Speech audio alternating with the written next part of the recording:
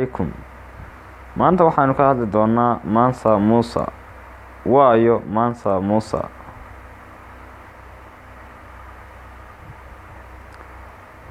Mansa Musa waxa uu ahaa boqorkii maxkamiyadii Muslimka ahayd ee Mali, taasoo uu hogaaminayay laga soo bilaabo sanadkii 1312 ilaa 1337. Waxa ay ahayd maxkamiyadii ugu weyneyd ee Afrika ka taagnaata in muddo ah. Waxa uu haystay muddo 25 sannadood ah. Waxa uu qabsaday 25 magaalo oo ku kala taalay 10 dal oo ku yaalay Afrika. Xukunkiisu waxa uu ku baahay wadamada hadda loo yaqaan Mauritania, Senegal, Gambia, Guinea, Burkina Faso, Mali, Nigeria iyo Chad. Wadamada rodan waxa ay ku tusayaan sida ay maxkamiyadaasi aad iyo aad u ballaarnayd oo ay ku fadhiday dhulka baaxadda leh.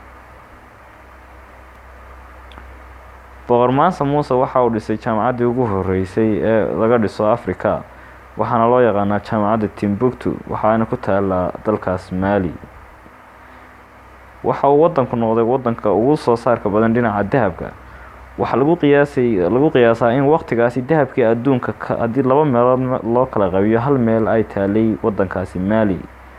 Taas waxa ay ka dhigtay wadanka Mali xarun ganacsi oo ay noqotay bartamaha ganacsiga adduunka ee waagaasi. Boqor Mansa Musa waxa uu noqday ninka ugu qanisan adduunka ee weligii soo maray adduunyada. Hantidiisu waxa ay u dhigantaa marka dollar ahaan loo bedelo 400 oo bilyan oo dollar. Taasi waxay noqonaysaa afar laabka maalka uu haysto Jeff Bezos oo ah ninka ugu maal qabsan adduunka maanta, waana mulkiilaha shirkadda Amazon. Maadaama uu dhulka sidaas u ballaaran haystay oo boqorka ahaa Boqor Mansa Musa oo lacagta intaas badanna uu haystay, cadawgiisa ayaa aad u kordhay.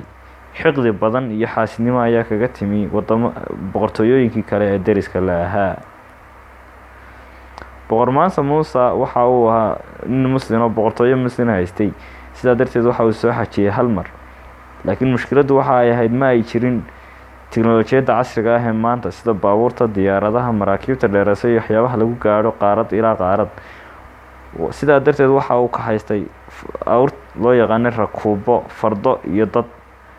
Waxayna ku qaadatay 2 sano si uu u gaadho Maka.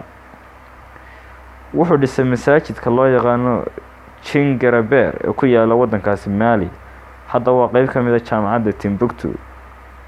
Waagaasna waxa uu noqday meel cilmiga ay u soo doontaan cilmiyahanadii Islaamka ahaa iyo ardaydii Islaamka ahayd oo ka kala imanayay qaaradaha Afrika, Asia iyo Yurub. Masaajidkaas aad iyo aad ayaa u weyn yahay oo waxa ay sababtay xataa in ninka dhisayn gareeyay qura uu qaatay 200 oo kilogram oo gold ah lacag u dhiganta.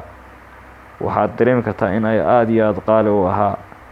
Dhisidiisuna waa ay kasii daran tahay kolley. Maadaama uu sii mootana hadda muddo laga joogo ilaa ku dhawaad 700 sannadood, Boqor Mansa Musa waxa soo socda film laga samaynayo noloshiisa. Waa arrin aad loogu farxo. Waxa lagu daray jaantuska Catalan Atlas oo ah maap lagu daro dadka ugu qanisan adduunka. Waxa uu ku jiraa maapkaasi.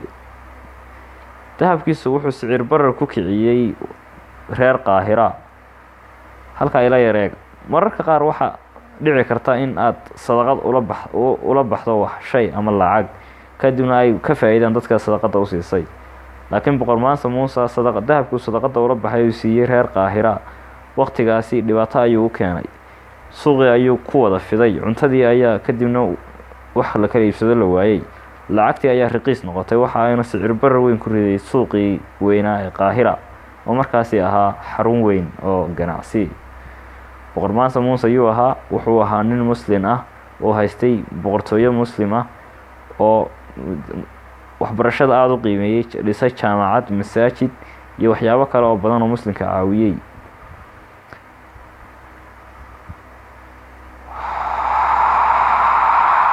Subscribe. Wow, hit the bell icon. Thank you for watching. aad iyo aad ayaad u mahadsantihiin.